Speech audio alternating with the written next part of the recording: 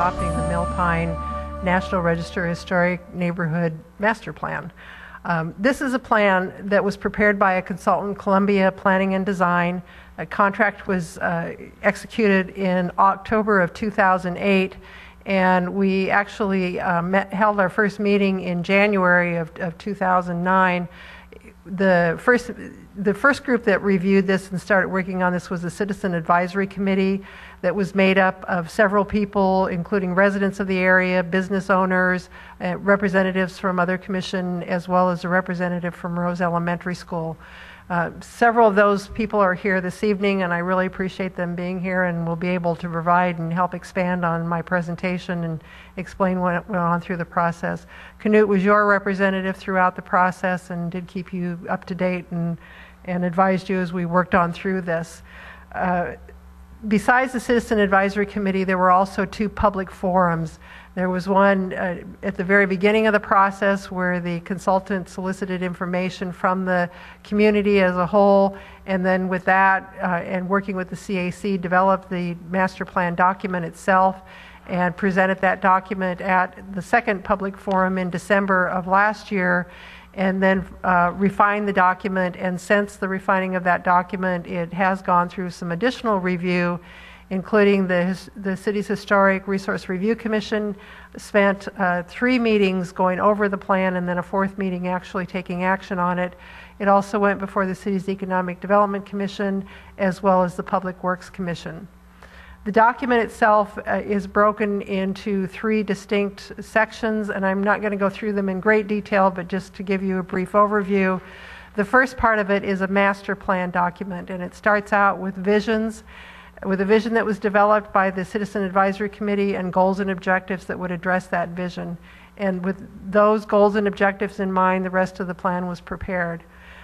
In the master plan elements itself, there are several district-wide projects that have been identified, and there are not only detailed in the plan itself, but they're in a chart and broken down into ongoing short, long, and midterm projects. Those timings are not specific times, but an idea of what it might take to accomplish some of those projects.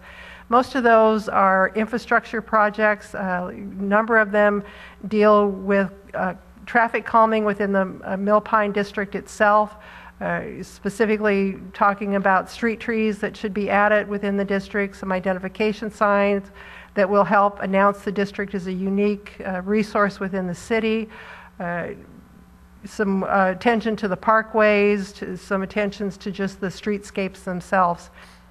There also is some indications of some additional crosswalks that may be considered along Pine Street, a traffic signal at Burke and Pine Street in order to help better facilitate traffic or truck traffic within the area that accesses the dairy that has access through the district, as well as improvements that could occur to Burke Street to help Burke Street better be defined as that truck traffic area. There's suggestions for a pocket park or a gathering spot within the district that could be used for the community to give information about the district itself, as well as a place for people just to get together and kind of commune with and fellowship within the district itself.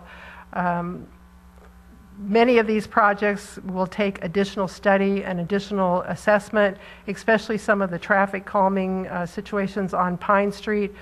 This plan was not intended, nor is it a traffic study.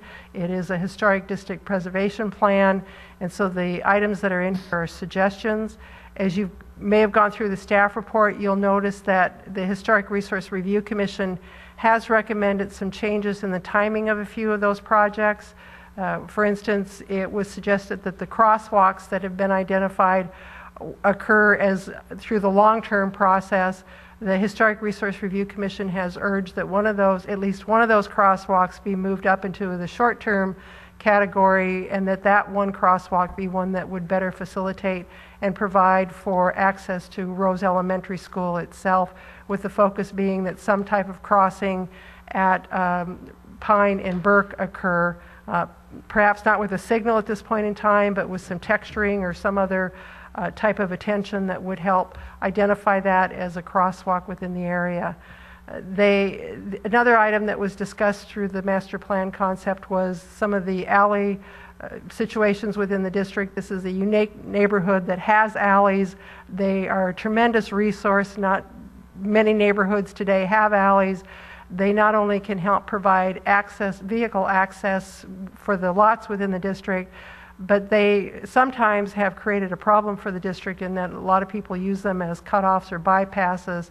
So the Historic Resource Review Commission has suggested that attention be given or some consideration be given to trying to provide some traffic calming within the alleys of either speed bumps or signage or some nature, and that any drainage improvements that could help assist some of the drainage problems that the lots have, that occur midterm in the process and not be held off until later in the process. The plan, besides having a number of the master plan elements, also has cost estimates that are in here. The cost estimates were developed based on materials and design time. It does not actually include the actual construction or the bidding process or all the studies or anything that would need to be done to accomplish those. But it gives you an indication that to accomplish the projects that are listed in the master plan is just a little bit over $1 million overall in a 20-year time span. Funding for those could occur in a number of ways. It could be through grants, it could be through funding sources that become available through local improvement districts. We're even looking at perhaps using some certified local government funding for some of the incentive programs for homeowners for painting and fences and some of those things that are identified in the plan. The last section of the plan is a design standard. This is the portion of the plan that will probably be used the most on a day-to-day basis. This section of the plan gives you guidelines and standards that were developed based on the uniqueness of the Mill-Pine district itself, as well as using the Secretary of Interior standards for historic preservation. And this is a portion of the plan that can stand alone. It can be copied out independent. It provides standards for rehabbing existing resources, adding on to existing resources, doing new construction, site features that can be added on within the district, as well as how to approach demolition within the district. Within the plan, there's been some code changes that have been identified. They are fairly minor changes, but once the plan is adopted, that will be the very first step, as we will be coming to you to amend the land use and development ordinance. Most of those are to change the reference that's now in the code to historic buildings to actually identify historic resources, because historic resources can be more than just a building, and it's really the context of the overall district itself in this case that makes this a historic resource.